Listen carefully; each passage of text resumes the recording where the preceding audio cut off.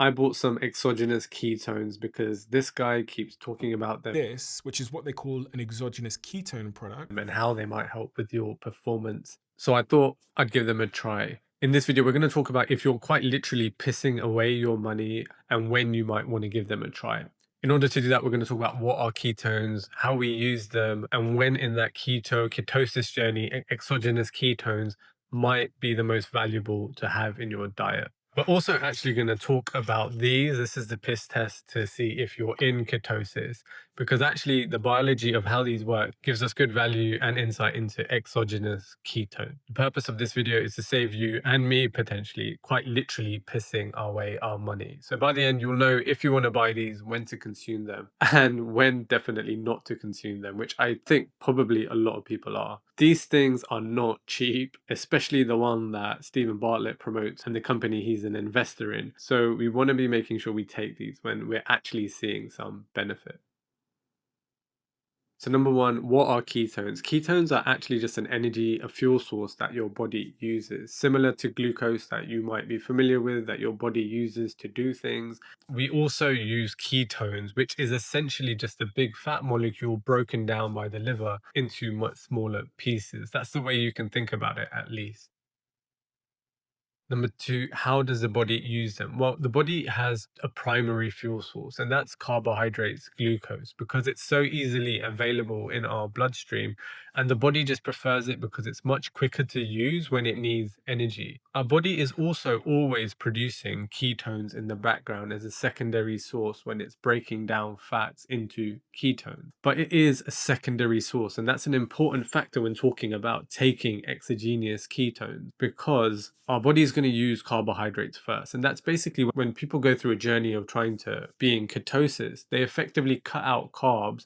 So your body doesn't have enough energy from glucose and it has to produce more ketones than it normally does in the background in order to meet your energy needs throughout the day.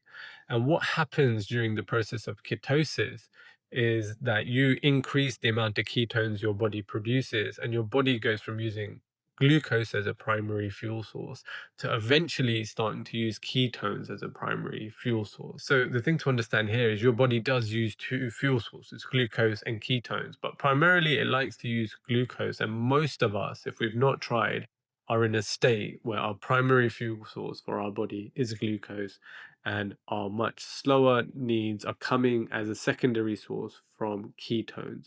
But it's essential to understand our body is not going to use ketones where it has glucose readily available to it.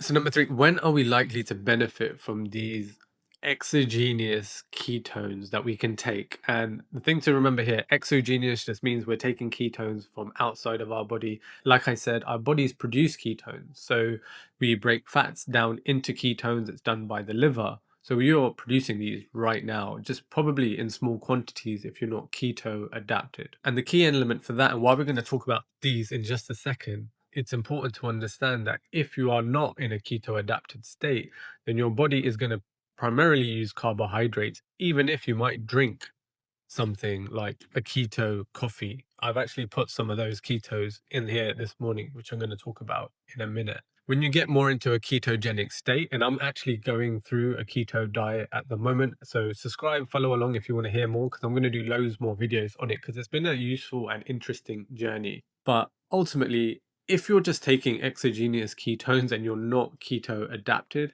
then it's likely the benefit is going to be far more reduced than if you're in this keto adapted state, which you want to get in the future. When Stephen Bartlett promotes this keto drink on his podcast, and he's had loads of podcast guests that have talked about keto recently and the benefits of running that type of diet, which is why I'm experimenting with it. The thing he also mentions is that he's used to doing keto diets and actually being in a state of ketosis. You've heard me on this podcast talking about the fact that I stay much of the year in a ketogenic state. And that's probably different to 90 to 95% of the people watching his podcast. And we don't want to go around spending, I think one of these ketone shots, especially from KetoneIQ, is something like £6 a shot. And that's an expensive thing to consume once and it for have to have no benefit. Ultimately, we all want to get more focused and perform better, but we don't want to waste our money on these things.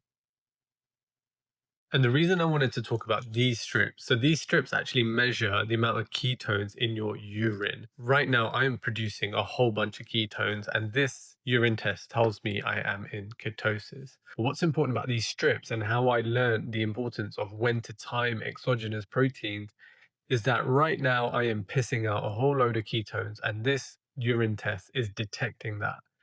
But as I progress my keto journey, what I have learned is that these tests will actually begin to show I am producing less ketones. And that's not because I am, but that's because my body's utilizing them.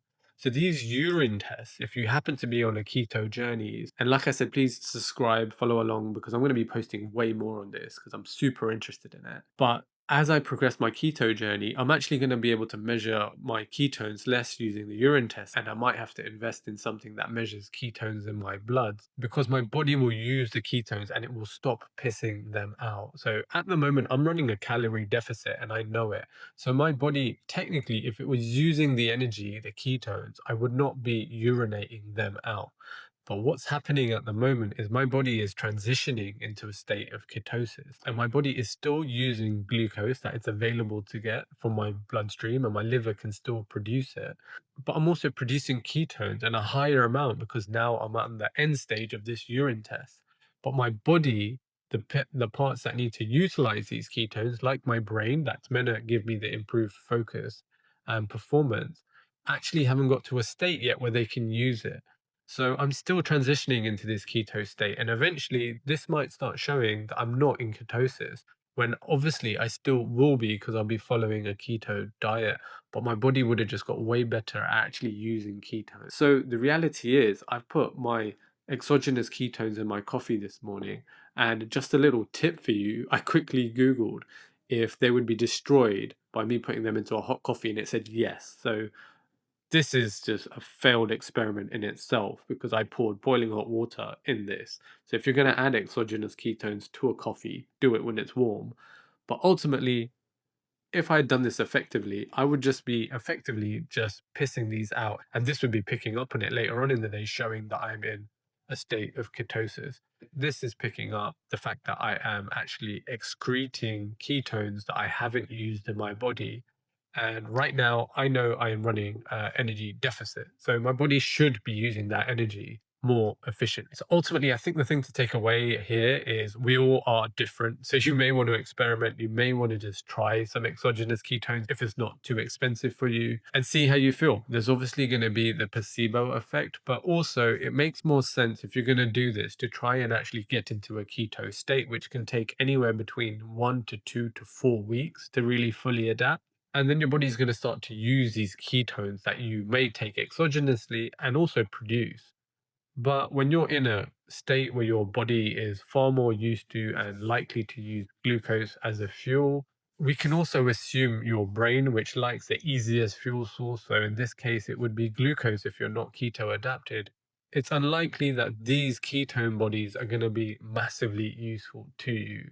So, even for me, who is now a week probably into a keto diet, who is actually quite keto adapted already. I'll talk about this in another video, but I do intermittent fast, and generally I think I'm more keto adapted than the average day person walking around. I also work out fasted sometimes, which can help with keto adaptation. But I am still myself using this tub sparingly, and I've only taken 2 doses at the moment, and I'm not going to touch it again for another 2 weeks. But I want to use them when they're most effective because this is not a cheap supplement, and I don't simply want to take them and literally quite piss them out. So I hope that's been useful. Follow along, subscribe if you want to hear more about my journey with keto, weight loss, and I also support people with burnout recovery. You can hear more about me on my website. There's actually a really good 21-day newsletter series there for you that I've had good feedback on, so feel free to sign up to that too. Thank you guys. I'll catch you in the next video.